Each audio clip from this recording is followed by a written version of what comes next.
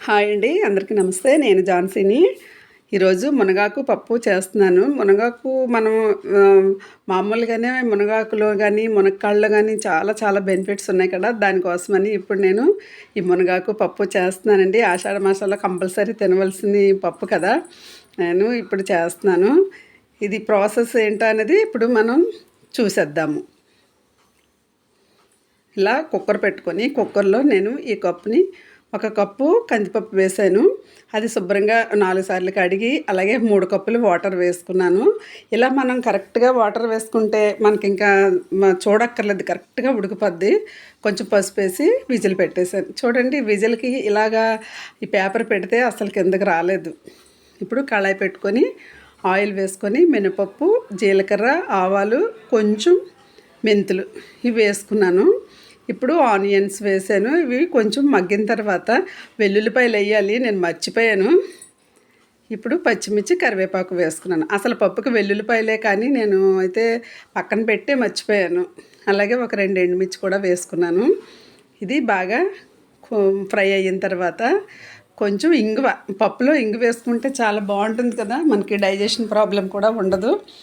ఇప్పుడు చూడండి, ఇది పసుపు, ఉప్పు వేసి చక్కగా నానబెట్టి కడిగాను అనమాట. ఇప్పుడు ఈ ఆకుకూర ఈ ఆయిల్లో బాగా ఫ్రై చేసుకోవాలి. మనకి మునగాకు పొడి, అలాగే మునక్కాయలతో బోల్డ్ అన్ని వెరైటీస్. ఇప్పుడు మునగాకులతో మళ్ళీ లడ్డూలు కూడా చేస్తున్నారు. ఇప్పుడు టమాటా వేసుకున్నాను. ఇంకా చింతపండు వేయక్కర్లేదండి, టమాటా వేసుకుంటే. ఇది బాగా మగ్గించుకోవాలి. కొంచెం పసుపు, అలాగే ఒక స్పూన్ కారం, టేస్ట్కి సరిపడే సాల్ట్, ఇవన్నీ వేసుకొని కలిపేసుకొని మగ్గించుకోవాలి ఒక 2 మినిట్స్. ఇప్పుడు చూసారా, పప్పు చక్కగా ఉడికిపోయింది. మరి మెత్తగా ఉంటే బాగుండదు. ఇలా పప్పులా కొంచెం కనిపిస్తూ ఉండాలి, ఇలా ఉంటే సరిపోతుంది అనమాట. ఇప్పుడు ఇది కూడా మగ్గిపోయింది. చూడండి, టమాటా కూడా శుభ్రంగా మగ్గింది. ఇప్పుడు పప్పు వేసేసుకోవాలి.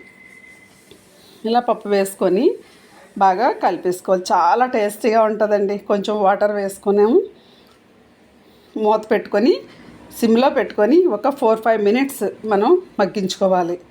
ఇలా మగ్గించుకుంటే ఇలా అయిపోయింది. చూడండి, చాలా బాగుంది కదా. పప్పు చాలా చాలా టేస్ట్గా ఉందండి. ఇలాగా ఆషాఢంలోనే కాదు, మనకు వీలున్నప్పుడల్లా తింటే మంచిది. సర్వింగ్ బౌల్లో సర్వ్ చేసేసుకుందాము. ఇదిగో చూసారా, నెయ్యి వేసుకొని, ఆవకాయ వేసుకొని, పప్పు వేసుకొని తింటే మాత్రం చాలా చాలా బాగుంటుంది కదా. ఇదిగోనండి, నా వీడియో నచ్చితే లైక్ చేయండి, సబ్స్క్రైబ్ చేయండి. Thank you.